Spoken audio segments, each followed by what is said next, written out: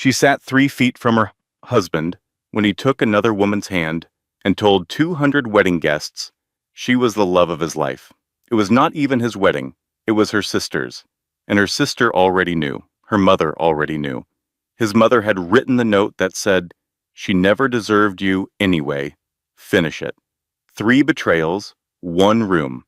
Every person she had ever trusted standing on the other side of a line she did not even know had been drawn. He had already drafted the divorce papers. She would get the car, 60 days in the house, and a small check for 11 years of building his company, covering his rent, and holding together a life he was planning to throw away. He thought she was nothing. He thought her silence meant she had nothing left. He did not know about the phone call she received 3 months earlier. He did not know about the flight to New York. He did not know about the 42nd floor conference room or the documents she signed while he was eating dinner with his mistress 2 miles away.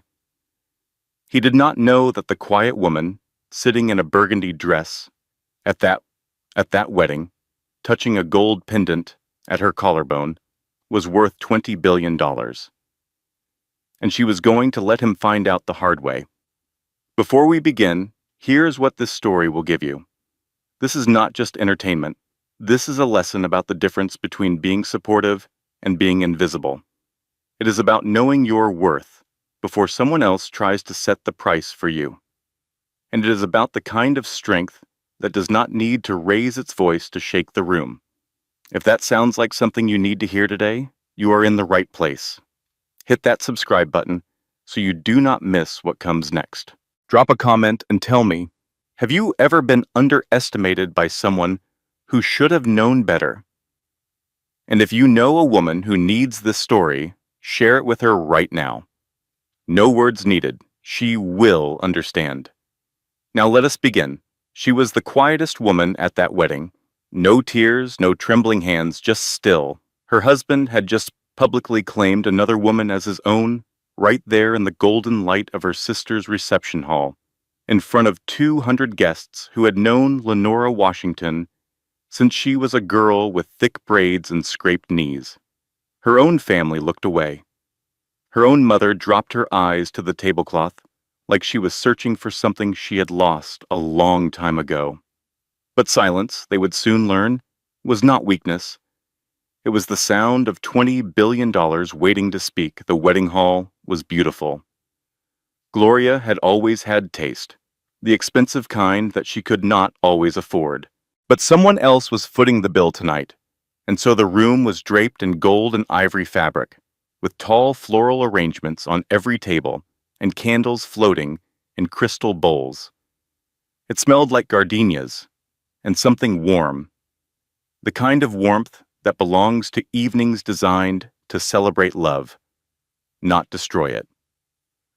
Lenora Washington sat at the family table in a deep burgundy dress. She was 38 years old and beautiful in the way that does not demand attention.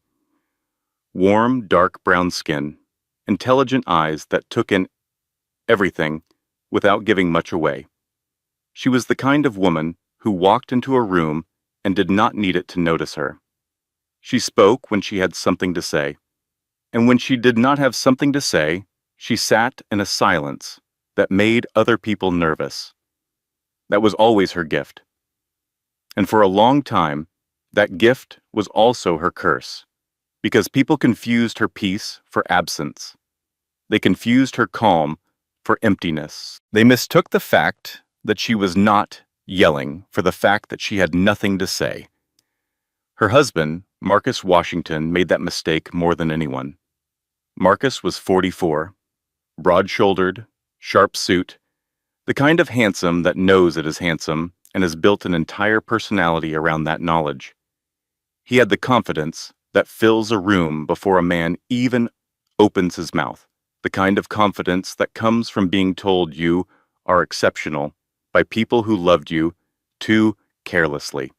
And that kind of love, poured on a man without measure or condition, does not always build character. Sometimes it just builds appetite. He sat beside her at the family table. He checked his phone 3 times during dinner. Lenora noticed every single time. She said nothing every single time. Then Marcus stood up. Nobody had invited him to stand. Nobody had asked him to speak. But Marcus had always believed that the right moment was whatever moment he decided to make his. He tapped his glass with a small silver spoon, the kind of gesture that commands a room before anyone knows why, and the noise around them dimmed. Conversations trailed off, forks paused. 200 heads turned toward the family table. They assumed a toast, maybe something sweet from the family, something small and polite. What came next was not small. Marcus smoothed his jacket. He smiled the wide, rehearsed smile that Lenora had seen him practice in bathroom mirrors for 11 years. He said he had an announcement. Something he had been meaning to share for some time, something he should have been brave enough to say much sooner. He said it with the tone of a man confessing a heroism, not a betrayal. And then he turned his head toward the back of the hall. From the far end of the room, between 2 tall pillar candles, a woman walked forward. Her name was Tiffany Cole, 32 years old. Champagne-colored dress that cost more than most people in that room earned in a month. She walked like someone who had practiced this entrance, who had imagined this exact moment, and decided how her shoulders would sit and how her chin would angle. She walked like she was arriving somewhere she deserved. Marcus took her hand, right there, in front of the hired photographer who was still shooting because he did not know what else to do. In front of Gloria, the bride, who stood 10 feet away with her lips pressed together. In front of Lenora's mother, who sat 2 chairs away with her hands folded in her lap, her eyes fixed on the tablecloth. Marcus looked out at the room and said that Tiffany was the woman he intended to marry, that he had already filed the paperwork, that he was sorry it had come to this, but he believed in being honest, and this was his truth. He said the word truth like it cost him something to give it. Like honesty was the sacrifice and not the 11 years he was dismantling in real time. The room went the kind of quiet that does not have a bottom. Lenora looked at 3 faces in 3 seconds. She looked at Marcus, her husband of 11 years, holding another woman's hand in front of everyone she had ever loved. She looked at her mother, seated 2 chairs away, eyes down, hands folded. Her mother did not look up. She did not move.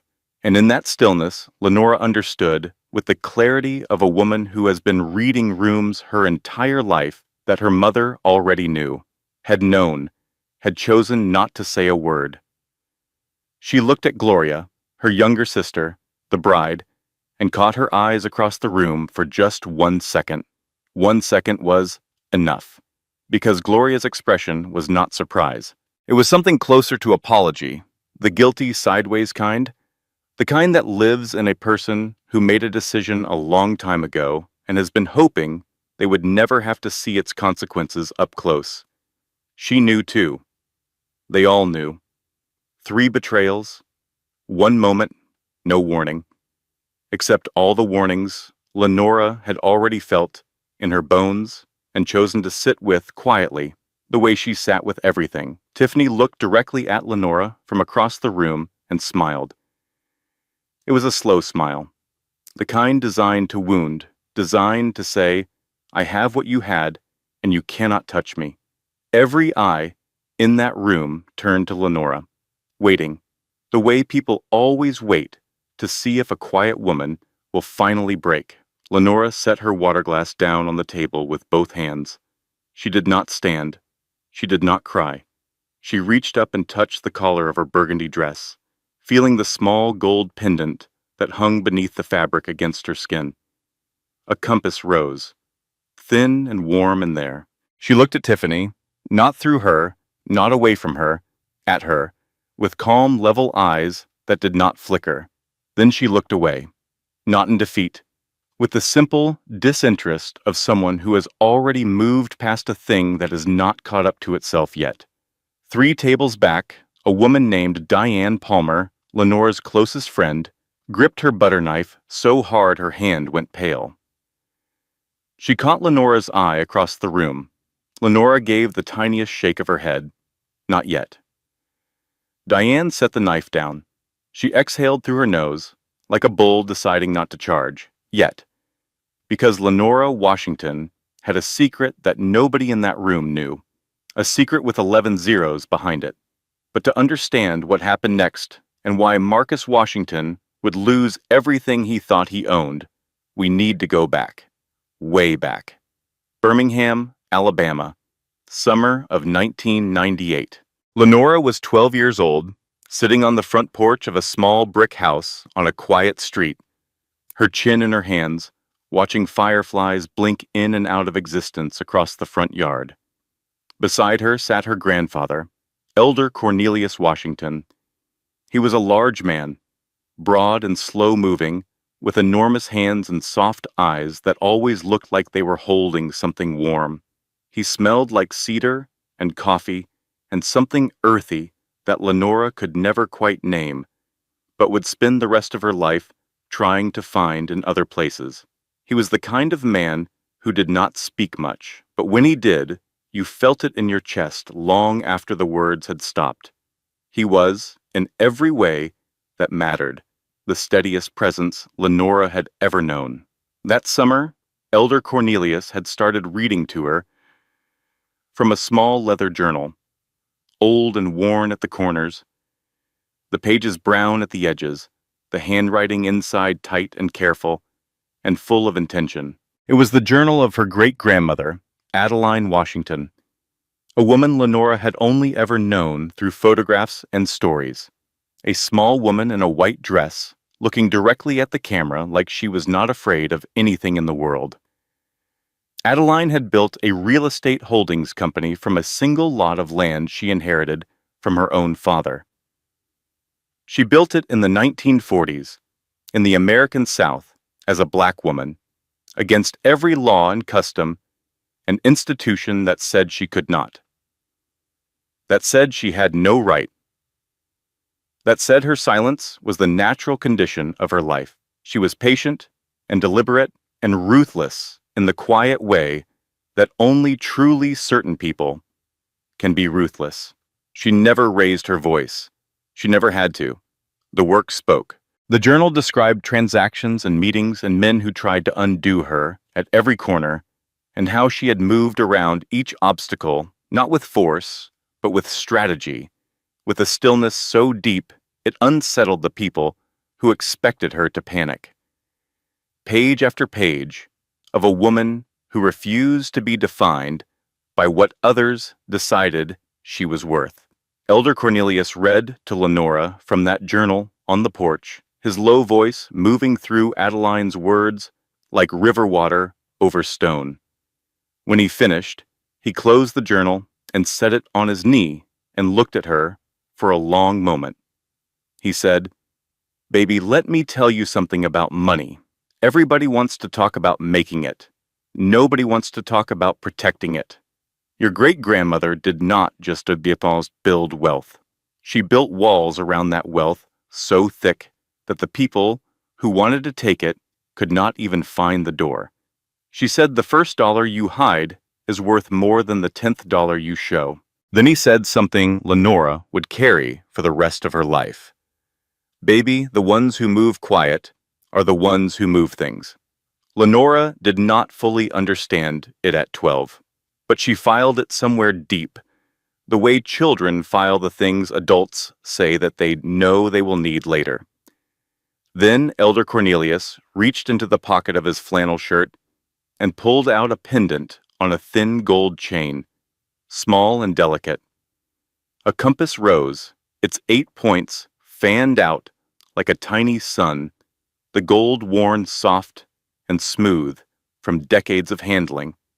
He told her it had belonged to Adeline, that Adeline had worn it every day of her adult life, that it had traveled with her through every quiet battle she had ever fought and won.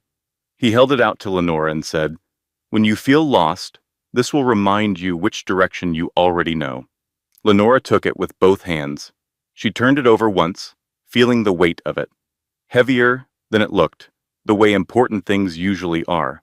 She put it on right there on the porch, and she had not taken it off since.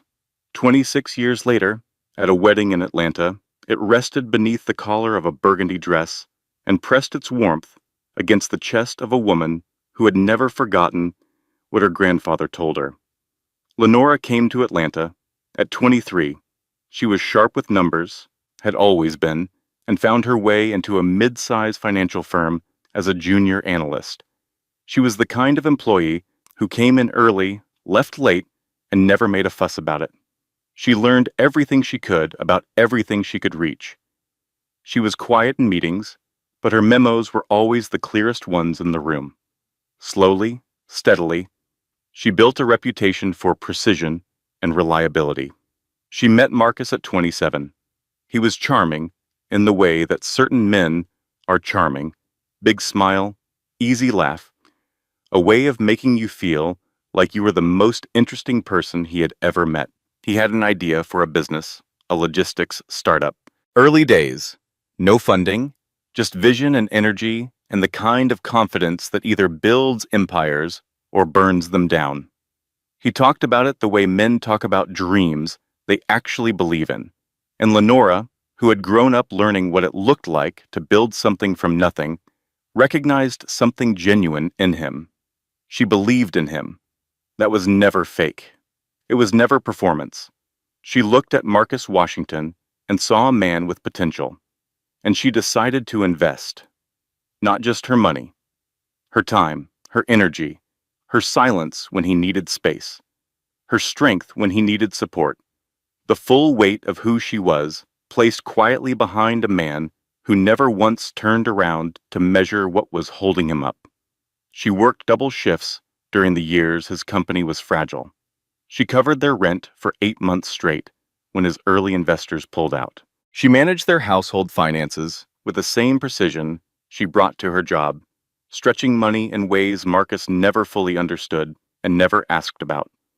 She built vendor relationships on his behalf when he was too proud to make certain calls himself. She personally cultivated 3 of his 5 major investors through dinners he did not attend and phone calls he did not make.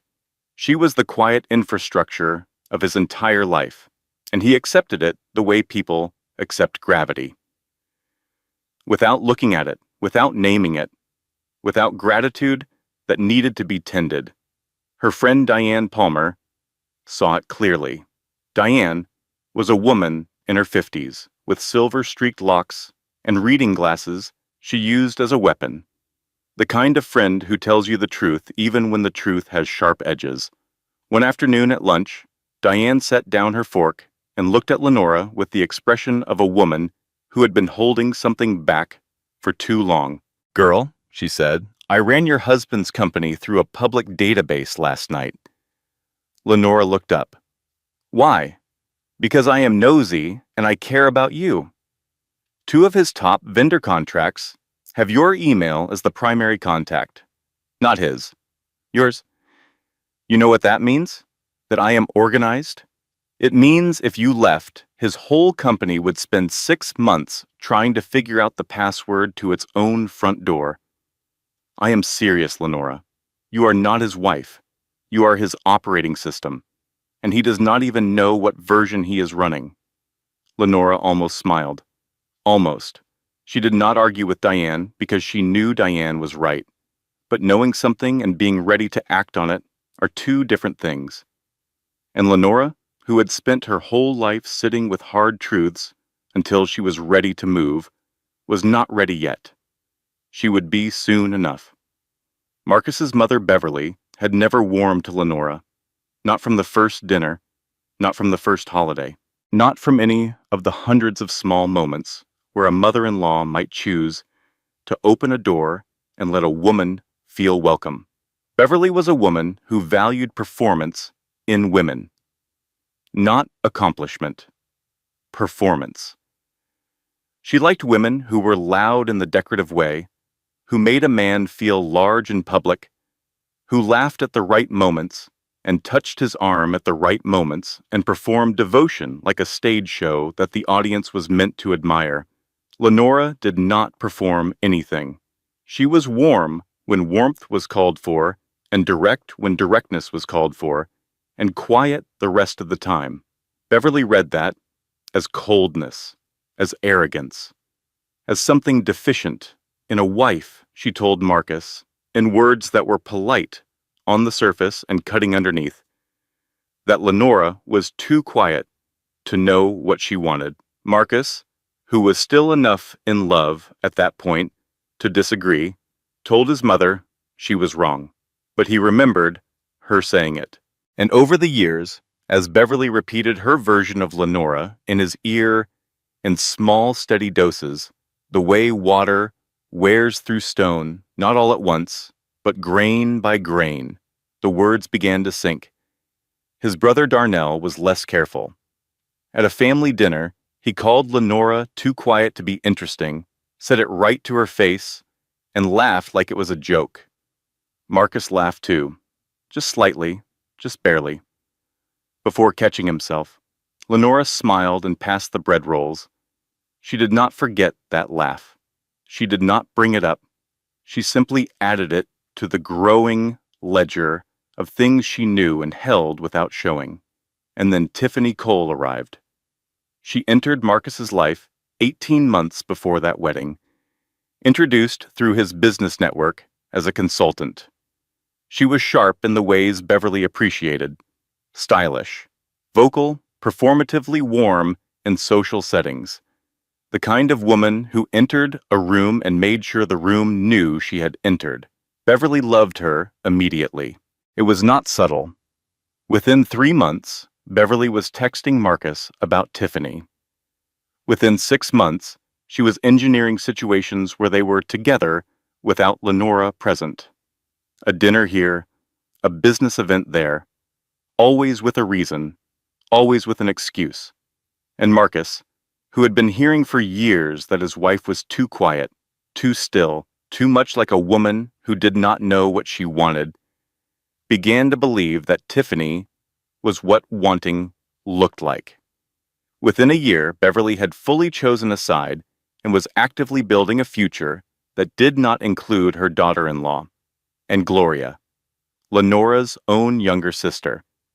Gloria had grown close to Marcus's family during her wedding planning. She needed Marcus's business contacts for vendors. She needed Beverly's social connections for the guest list. She needed things that Lenora's side of the family could not provide as easily. And somewhere in the process of accepting all of that, somewhere in the slow accumulation of favors received and loyalties traded, Gloria crossed a line she could never fully uncross. She told Marcus things Lenora said in private. She gave Beverly information about Lenora's habits and schedule and insecurities. She let herself be absorbed into the machinery of betrayal, one small cooperation at a time. She told herself it was not that bad. She told herself Lenora would never find out. She told herself that favors were just favors and information was just information, and none of it really meant anything. But it meant everything.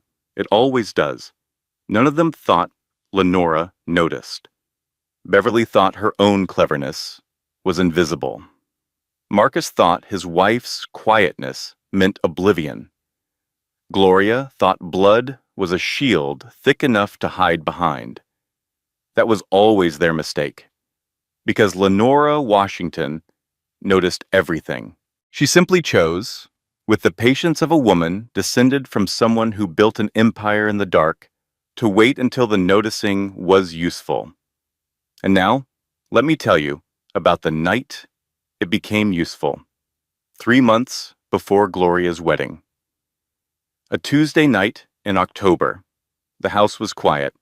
Marcus was out, which had become the usual state of things. Out for dinner, out for a meeting, out for something he never fully explained, and Lenora had stopped asking about because she already knew the explanation would be a lie, and she was tired of providing him the opportunity to practice his lying.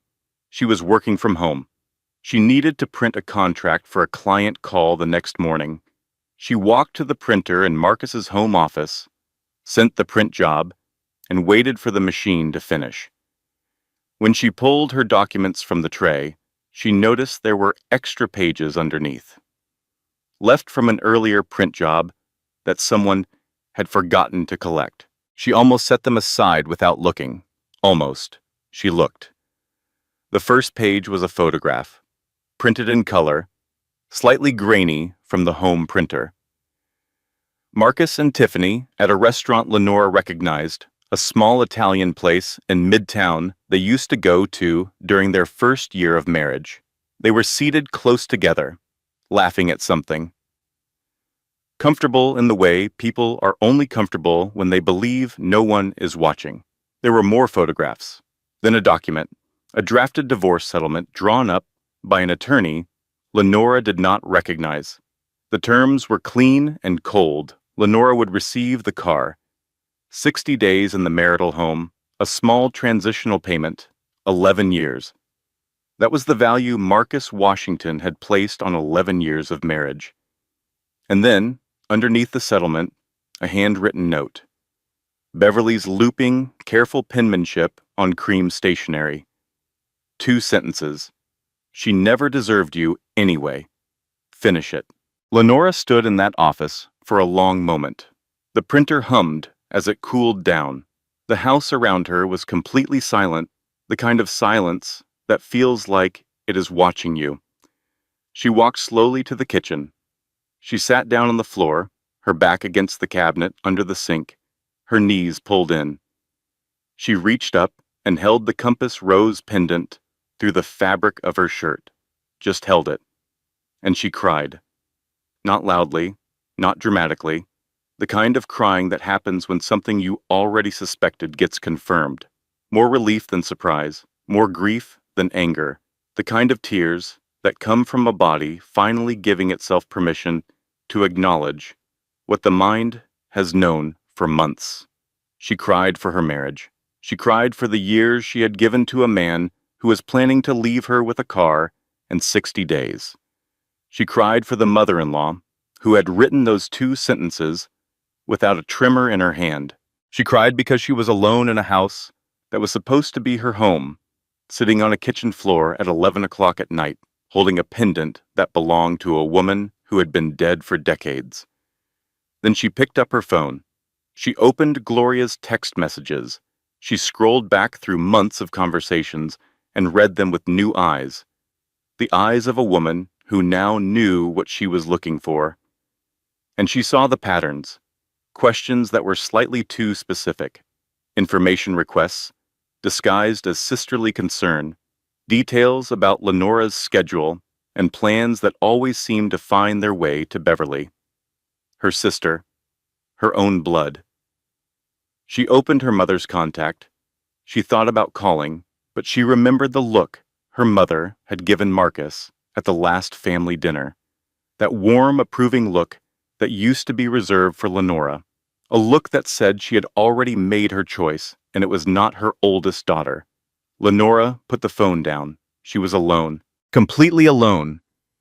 The husband she had built, the sister she had loved, the mother she had trusted, all of them standing on the other side of a line she did not even know had been drawn.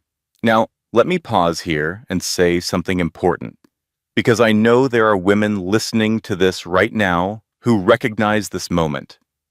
Maybe not the specifics. Maybe your husband did not leave printed evidence on the kitchen printer, but you know the feeling. That moment when the last excuse you have been making for someone falls apart and you have to sit in the truth with nothing between you and it. Lenora made one mistake that almost cost her everything. She built her husband's empire, but kept nothing in her own name. The vendor relationships she created were listed under his company. The investors she cultivated knew Marcus's name, not hers. The financial infrastructure she built was designed to support him, not protect her. There is a difference between being supportive and being invisible, and Lenora had let love blur that line for 11 years. Remember this, And I mean really remember it. Never build someone else's house on land you do not own. 10 minutes passed. Lenora stopped crying. She washed her face. She dried her hands on the kitchen towel. She looked at herself in the hallway mirror, and something shifted in her expression. Something settled. The way a storm does not so much end as reorganize itself into something more purposeful. She went to bed. She set her alarm for 7:30. She slept. She did not know it yet, but the most important phone call of her life was less than 9 hours away. The next morning, at 8:47, Lenora's phone rang. She was sitting on the edge of the bed, still in her robe, staring at the wall, the way a person stares when they are running calculations they have not yet put into words. The number was unfamiliar. A New York area code. She almost let it go to voicemail. Something told her not to. She answered. The voice on the other end was professional, measured, the kind of voice that belongs to someone who delivers life-changing information, often enough to have developed a system for it. He identified himself as a representative of the Washington Legal Group, a firm based in Manhattan. He was looking for Lenora Adeline Washington, granddaughter of Elder Cornelius Washington, great-granddaughter of Adeline Washington, founder of the Washington Group, a real estate and financial holdings company established in Birmingham, Alabama, in 1941. They had been attempting to locate her for several months through a process of estate verification. Elder Cornelius had passed away 2 years prior, quietly, at the age of 89, in his home in Birmingham. In his will, which had been structured through a complex legal trust that required extensive verification before execution, the entirety of the Washington Group Trust, which had been compounding in a protected legal structure since 1987, passed to one person, his granddaughter, Lenora. The representative paused. He asked if she was seated. She was. The total estate value, as of the most recent independent valuation, was $20.3 billion. Lenora sat very still on the edge of the bed. The morning light came through the bedroom window and fell across her hands in her lap. She could hear the representative breathing on the other end of the line, waiting. She said, "Yes, I am here." She said it the way you say something when your whole life just rearranged itself around you and you need a moment to find the floor again, quietly, carefully, like a woman who is already doing math in her head, already thinking 3 moves ahead, already deciding. She asked 3 questions. She wrote down 3 names and 2 addresses on the back of an envelope. She thanked the representative and told him she would be in touch within 24 hours. She ended the call and set her phone face down on the bed. She did not scream, she did not cry, she did not run to the next room to tell anyone, because there was no one in her life right now she trusted enough to tell. She sat for a few minutes in that morning light, and she exhaled, slow and deep, like something that had always belonged to her had simply found its way home. $20 billion, built by a woman who looked at cameras without flinching, protected by a man who read journals on a porch and said the ones who move quiet are the ones who move things. And now it belonged to Lenora, who had spent her whole life being quiet and was about to show every single person who had mistaken that quiet for weakness exactly what it had been hiding. Within 48 hours, Lenora had retained her own legal team, 3 attorneys, 2 financial advisors, and a trust specialist. She flew to New York on a Thursday morning and told Marcus she had a work conference. He did not ask a single follow-up question. He never did. She met her attorneys at the Washington Legal Group offices on the 42nd floor of a building in Midtown Manhattan. She signed the documentation. She completed the transfer process. She established herself as the sole principal of the Washington Group, while Marcus was at a dinner with Tiffany 2 miles away in a restaurant neither of them could actually afford. She came home that evening and made dinner. She sat across from Marcus at the table and asked him about his day. He said it was fine. She nodded. She did not say anything else. She did not have to. But here's the thing about money. It does not solve the problem that lives in your chest. $20 billion does not erase the pain of a husband who does not see you, a mother who chose silence, and a sister who traded your trust for access. Money gives you options. It gives you power. It gives you the ability to choose what happens next instead of having it chosen for you. But it does not make the hurt smaller. It just gives you a bigger room to sit with it in. Lenora sat with it. She planned. She waited. She attended her sister's wedding 3 months later, fully prepared for exactly what happened. Her attorneys had intercepted enough to understand the shape of Marcus's plan. She knew about the announcement. She knew about Tiffany's entrance. She knew all of it. And she let it unfold. Because Lenora Washington understood something that Marcus and Beverly and Gloria and Tiffany had never bothered to learn about her.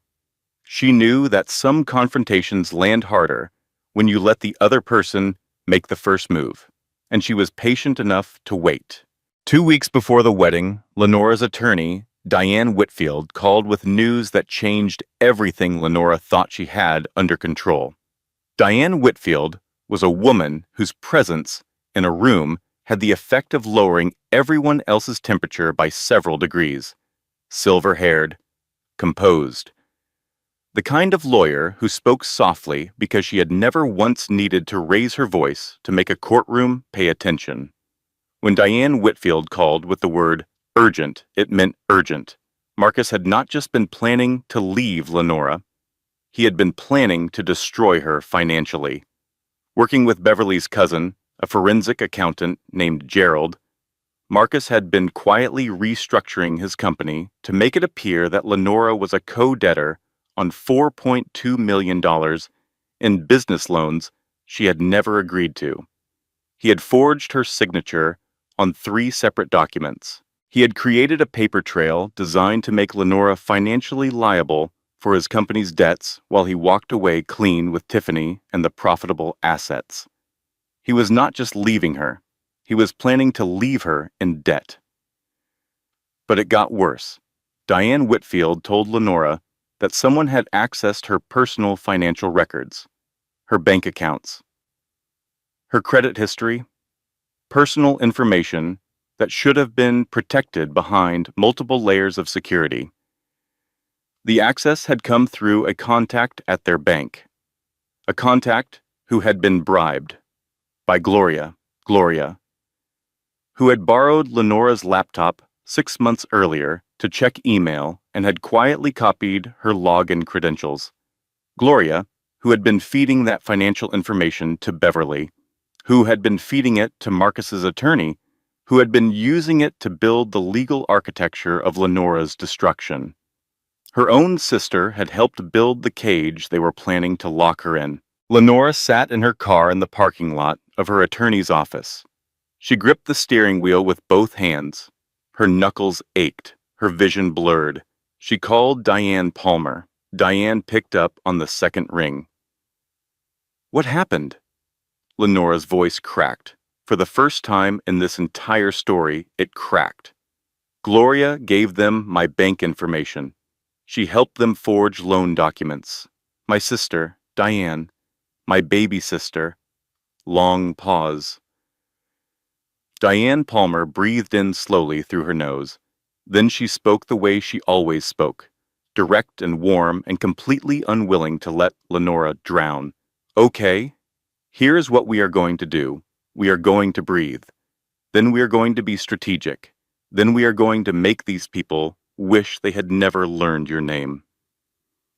I do not know who to trust anymore. You trust me. You trust your attorney, and you trust that compass rose around your neck. Because your great-grandmother built an empire in a country that did not think she was a full human being, and she did it without a single person in her corner. You have people in your corner now, so stop crying in this parking lot and come inside. I made coffee, and it is terrible, but it is hot. Lenora walked into Diane's office 5 minutes later, eyes red, hands still shaking slightly. Diane handed her a cup of coffee.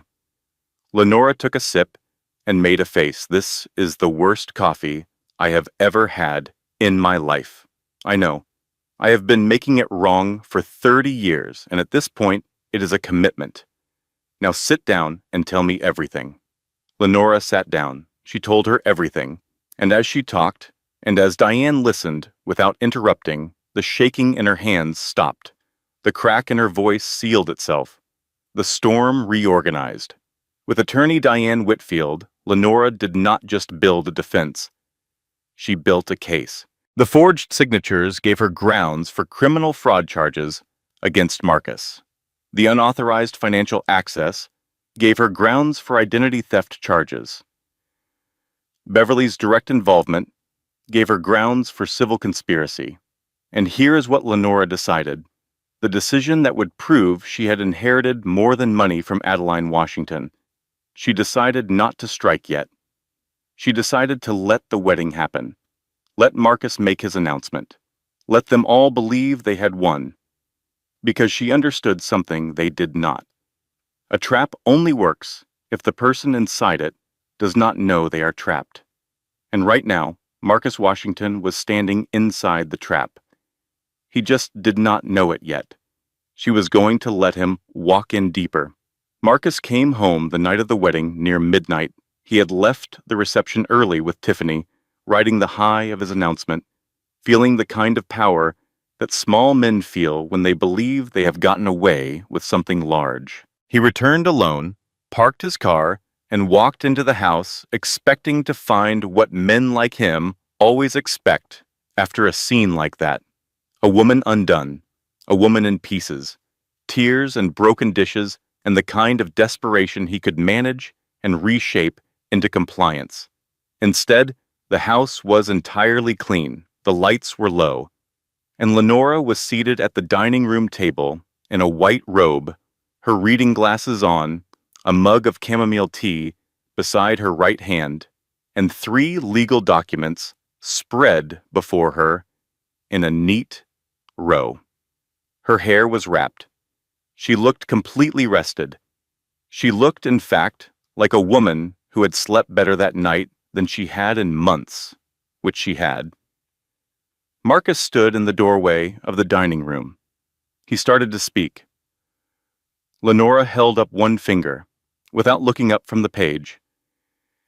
He stopped. She finished reading her paragraph. She set the document down. She removed her glasses. She folded her hands on the table. And then she looked at him with the calm, measured gaze of a woman who had been waiting for this exact moment for 3 months and had rehearsed none of it because she did not need to. She told him the divorce filing had already been submitted, that her attorneys, not his, hers, had sent the paperwork through 2 days ago. He should expect formal contact from the Washington legal group no later than Thursday.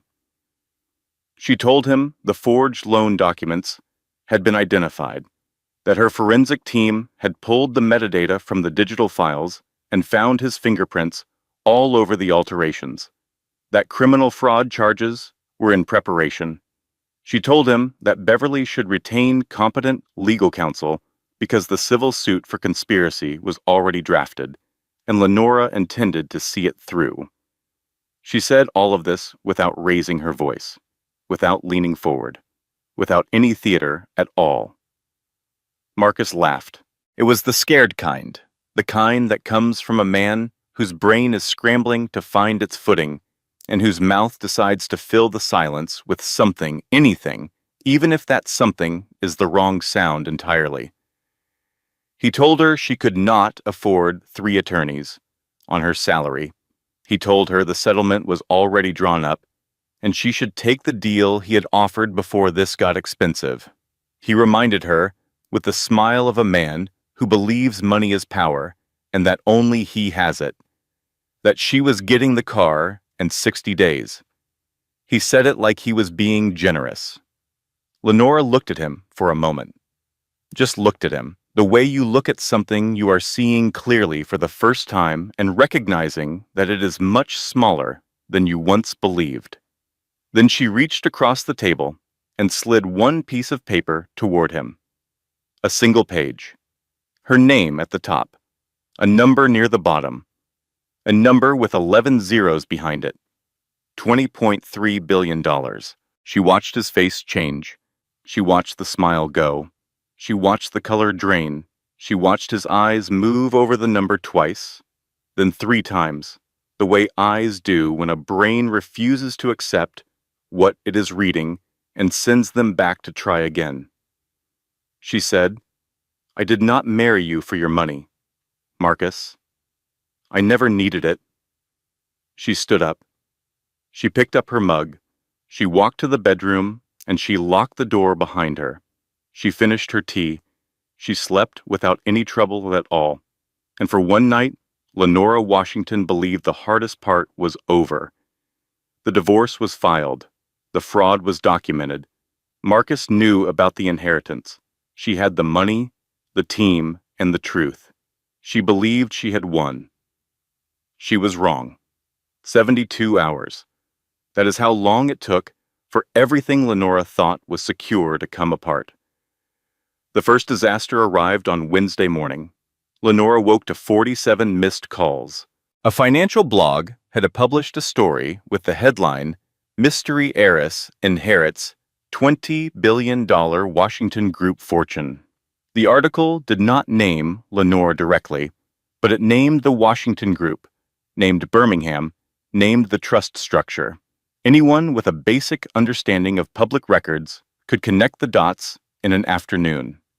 Her attorney, Diane Whitfield, called at 7:15. Someone leaked the inheritance to the press.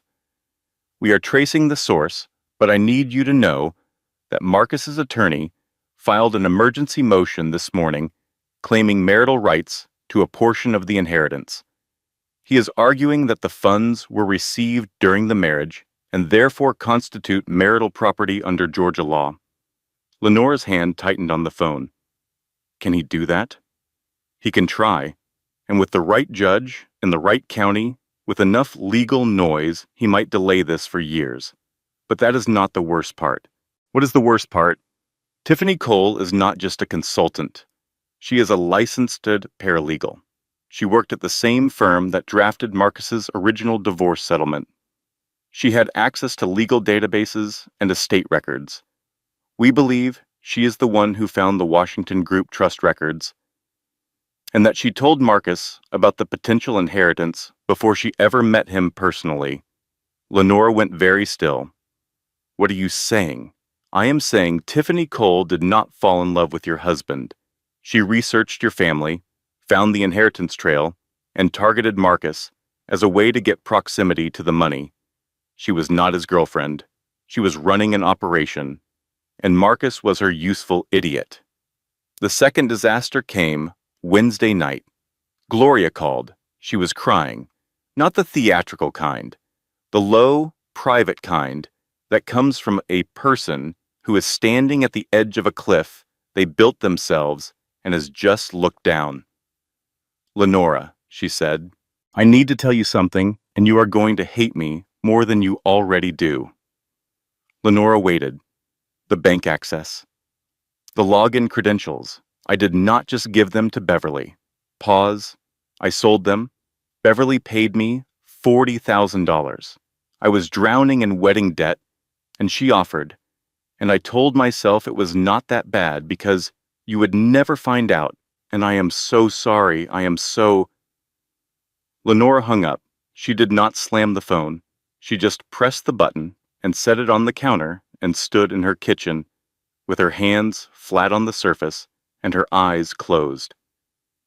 Diane Palmer, who was staying with Lenora that week because that is what real friends do when the world is burning, walked in and saw her face. "What now?" My sister sold my bank information to my mother-in-law for $40,000. A long silence. She sold me, Diane. She literally put a price on me. Diane exhaled. Okay, I am going to need something stronger than my terrible coffee. The third disaster landed Thursday morning like a hammer. Marcus's attorneys, now armed with Tiffany's legal expertise, filed an emergency injunction to freeze the Washington Group Trust assets pending divorce proceedings. They argued that until marital property questions were resolved, the estate should be inaccessible to either party. A sympathetic judge granted a temporary restraining order, $20.3 billion, frozen. Lenora sat in her attorney's office and listened to Diane Whitfield explain the situation with the controlled calm of a surgeon delivering difficult news. They are trying to bleed you with legal fees while the money is locked. They believe if they keep you in court long enough, you will settle for less just to make it end. The inheritance is separate property under Georgia law, but proving it will take time and resources. Lenora touched the compass rose pendant. She was, for the first time in this entire story, truly afraid. Not of Marcus. Not of Tiffany. Not of losing money. She was afraid of losing the legacy.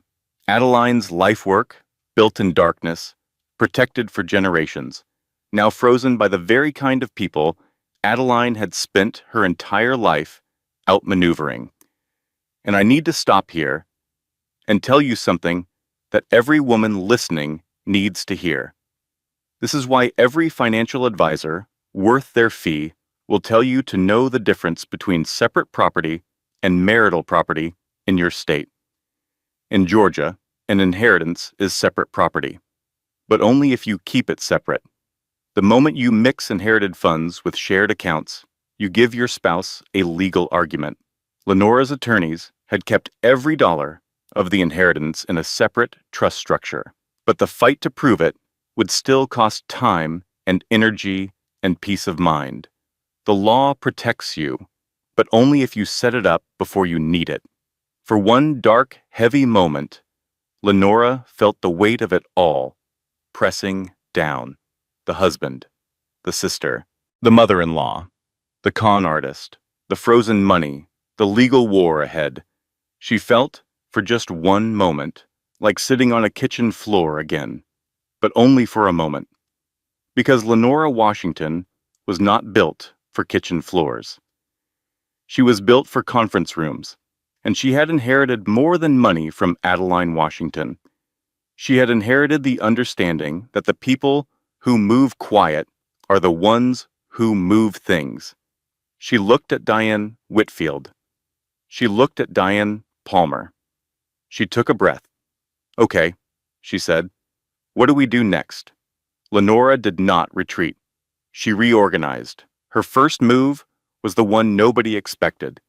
She reached out to 3 of Marcus's former investors, the ones she had personally cultivated over the years, the ones who had always quietly trusted Lenora's financial instincts more than Marcus's charm. She did not ask for money. She asked for something more valuable, information. One investor, a woman named Catherine Rhodes, told Lenora something that changed the entire trajectory of the case. Tiffany Cole had approached Catherine 6 months earlier with a pitch. She had called it a post-divorce consulting opportunity. She had essentially asked Catherine to invest in whatever Tiffany planned to extract from the Washington fortune. Catherine, who had not built a 30-year investment career by trusting people who used the word synergy unironically, had declined and filed the meeting away in her memory. She told Lenora all of it over the phone, then added, "Sweetheart, I knew something was wrong the moment that woman walked into my office wearing designer heels and talking about synergy. Nobody who uses the word synergy with a straight face has ever had my best interests at heart." Lenora laughed. A real laugh, the first one in a long time. Something loosened in her chest that she did not know had been tight. Catherine said, "There she is. Now let us go take your money back." Lenora now had proof that Tiffany's relationship with Marcus was financially premeditated. Not love, not attraction, a calculated operation. Her second move was harder. She called Gloria, not to forgive her, not yet, maybe not ever, in the way Gloria wanted to be forgiven, but to offer her a choice. Gloria, she said, you sold me for $40,000. That is a fact we both have to live with, but I am giving you one chance. One. I need you to testify about what Beverly asked you to do. The forged documents, the bank access, everything, in writing, notarized. Gloria was silent for a long time. Then, they will destroy me. Beverly is about to have much bigger problems than you. But I need you to understand something. This is not about forgiveness. This is about which side of history you want to stand on. You have 24 hours. Gloria delivered the notarized statement in 18.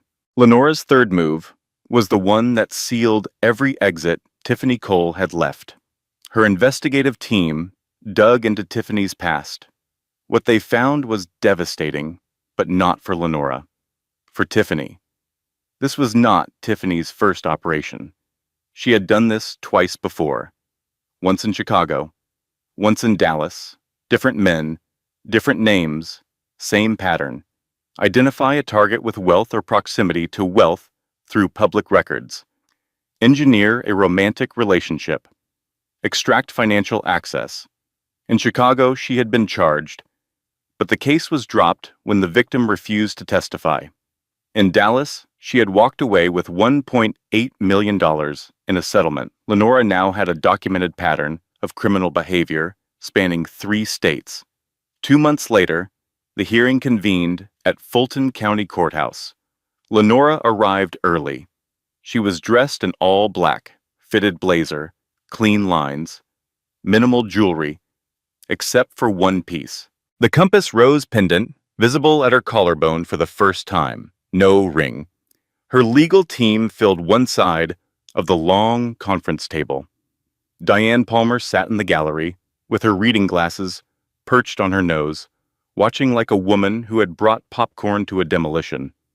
Marcus arrived with his legal team. He was thinner.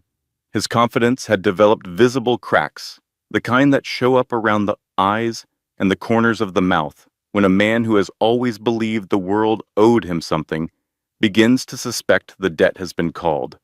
But he still walked in with his shoulders back, still believing he had leverage.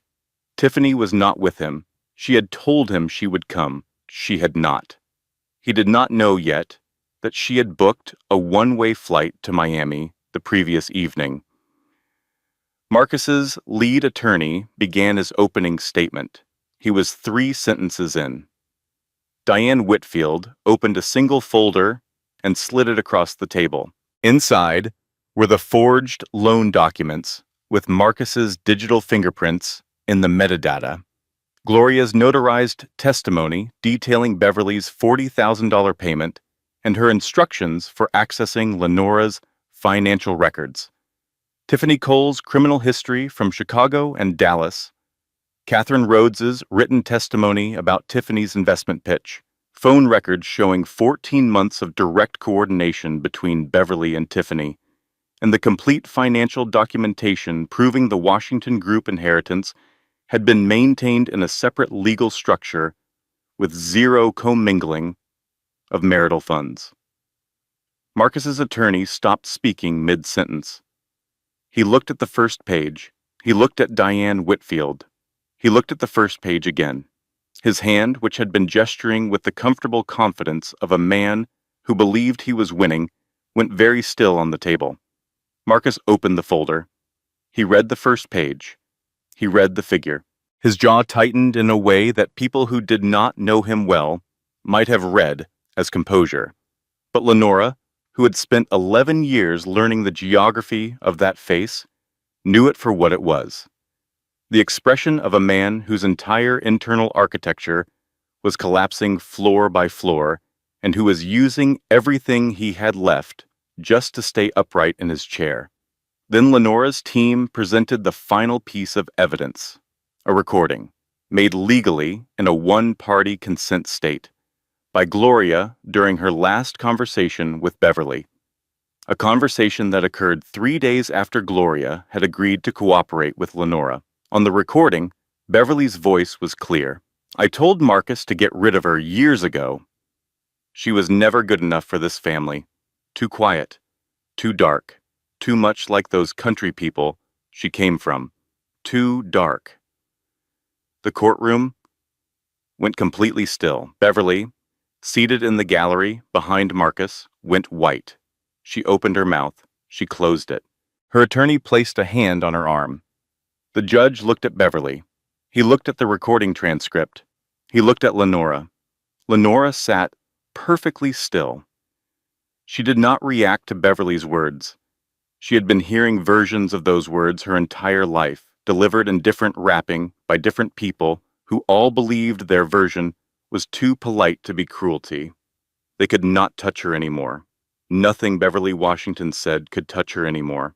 The judge ruled. The trust was unfrozen. The inheritance was confirmed as separate property. Marcus's claims were dismissed in their entirety. Criminal referrals for fraud, forgery, and identity theft were forwarded to the district attorney's office.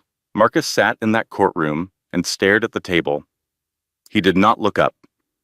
Beverly left through a side door without making eye contact with anyone. Outside the courthouse, in the hallway, Lenore was walking toward the elevator. When she heard footsteps behind her, she stopped. She took a breath. She turned around. Marcus stood there alone. His attorneys were gone. His mother was gone. Tiffany was in Miami. He had nobody. Lenora, he said. She waited. I need you to know that his voice caught, I did not know about Tiffany, about what she was. I thought it was real. Lenora looked at him. It does not matter if it was real. Marcus, you made a choice. You made it publicly. You made it on my sister's wedding day. You made it in front of every person I love. I know. Do you know what the worst part is? It is not that you left me. People leave. That is life. The worst part is that you thought I was nothing. You thought I was so small that you could announce your engagement to another woman in a room full of my family, and the worst thing that would happen is I would cry. You planned for my tears, Marcus. You budgeted for them. 60 days in a car. That is what you thought my tears were worth. Marcus said nothing. There was nothing to say. My great-grandmother built a $20 billion empire in Alabama in the 1940s. You really thought I was afraid of you? She turned. She walked to the elevator. Diane Palmer was holding the door open. Diane? As Lenora stepped in. Feel better? Lenora? Yeah. Actually, I do. The doors closed. The months that followed were quiet in the way that rebuilding always is. Not silent, not empty, just the kind of quiet that belongs to a life that has finally stopped performing and started being. Marcus's company unraveled the way things unravel when the person holding them together walks away. Without Lenora's vendor relationships, investor trust, and financial management, the infrastructure that had always been invisible became visible only in its absence. Key contracts went unrenewed because nobody knew who to call. Two major investors, who had always trusted Lenora's judgment more than Marcus's charm, withdrew within the same quarter. The company's anchor partnership went to a competitor who showed up to the renewal meeting with a better offer and someone who actually answered their emails. Marcus downsized, then downsized again. He sold the car he had bought to impress Tiffany. He moved to a smaller apartment south of the city where the rent was manageable and the view was a parking lot. He sat in that apartment some evenings and thought about the woman who had sat across from him at a dining table in a white robe and slid a single piece of paper across the surface without raising her voice. And he understood, too late and too clearly, the thing that men like him always understand too late, that the quiet woman in the room was never quiet, because she had nothing to say. She was quiet because she was already 10 steps ahead and did not need him to know it. He called Lenora once, 6 months after the courthouse. The phone rang 4 times. Voicemail. He hung up without leaving a message. He never called again.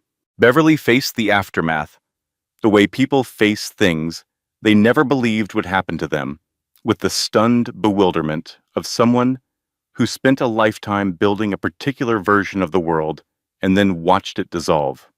The civil suit settled at a significant financial cost, with a non-disclosure agreement that prevented her from speaking publicly about Lenora Washington or any member of the Washington family ever again. But the recording traveled, not from Lenora's team, from someone who had been in the courtroom, too dark, too much like those country people she came from. Those words circulated through Beverly's social circles with the speed and precision of things people have been waiting to hear confirmed. Her church friends stopped calling. Her bridge club met without her. The invitations that had always arrived like clockwork, lunches and benefits and committee meetings, simply stopped. She sat in her house and understood, perhaps for the first time in her life, what it feels like to be the person people are talking about instead of the one doing the talking. Tiffany Cole's Miami escape lasted 4 months. The district attorney in Fulton County filed fraud charges. The cases from Chicago and Dallas were reopened when prosecutors across 3 states compared notes and found the same pattern repeated like a signature. She was arrested on a Tuesday morning in a rented condo overlooking Biscayne Bay. Diane Palmer called Lenora with the news. They arrested your husband's girlfriend in designer shoes on a Tuesday morning. She is not my husband's girlfriend. She is a convicted felon who happens to have good taste in shoes. I always said that you could tell a lot about a person by their shoes. You wear Crocs. And what does that tell you? That you have given up. Wrong. It tells you I am comfortable. And there is nothing more powerful than a comfortable woman. Gloria's path was the longest and the most complicated, the way it always is when the person who hurt you is also the person you once carried on your hip and sang to sleep and defended against playground bullies who did not know her name. Her testimony had cost her. Beverly's allies turned against her. Her marriage, already fractured under the weight of what she had done, broke along the lines that had been forming since the moment she took that $40,000. Her husband could not name exactly what he sensed in her, but he felt it. The shape of a woman who had looked away when she should have spoken, and that sense had put a distance between them that all the affection in the world could not close. 6 months after the courthouse, Gloria drove to Lenora's new house without calling first. She parked in the driveway and sat in her car for 20 minutes, gripping the steering wheel, trying to find the words. When she finally walked to the door, Lenora opened it before she could knock. They stood there for a moment, 2 sisters, a lifetime of history between them and a chasm cut through the middle of it by choices that could not be unchosen. Gloria spoke first. Her voice was steady, but only barely. I am not here to ask you to forgive me. I know I have not earned that yet. I am here because I need you to know that I know what I did, and I know what it cost, and I am going to spend a long time sitting with that. Lenora looked at her sister's face. She saw the guilt alongside the grief. She saw the woman who had sold her for $40,000 and the woman who had delivered an 18-hour notarized statement to try to make it right. She saw all of it, and she held it the way she had always held things, completely and without performance. Come inside, she said. I made tea. It was not forgiveness, not yet. It was a door left open, just slightly, by a woman who understood that some things cannot be rebuilt in a day, but can be acknowledged in a moment. And sometimes That is the first step towards something neither person can see yet. Lenora bought her house outside Atlanta 6 months after the divorce was finalized. It was not enormous. It was not a statement. It was a comfortable house with warm, toned rooms and a back porch that faced a wide open field where the light changed color 3 times a day, depending on where the sun was. She put a rocking chair on that porch. She planted a garden along the south side of the yard, tomatoes and basil, and 2 fig trees she had driven up from Birmingham herself in the bed of a rented truck, each one wrapped in burlap to survive the drive, because some things are worth the trouble of bringing with you. She established the Adeline Washington Foundation formally in the spring. Its mission was financial education, legal aid, and business development for Black women across the South. She ran it without press releases, without announcements, without a social media presence, without a publicist, without a ribbon-cutting ceremony. The foundation simply opened its doors in 3 cities and began doing the work. Word traveled the way important things always travel, person to person, quietly, through communities that recognize real help when it shows up and do not need a billboard to tell them so. Within the first year, the foundation had served over 2,000 women. It had helped launch 14 small businesses. It had provided legal representation in 43 cases where women had been cheated out of what was rightfully theirs. Every single one of those cases was won. Nobody wrote a newspaper story about it. Lenora did not need them to. Diane Palmer became the foundation's first board member.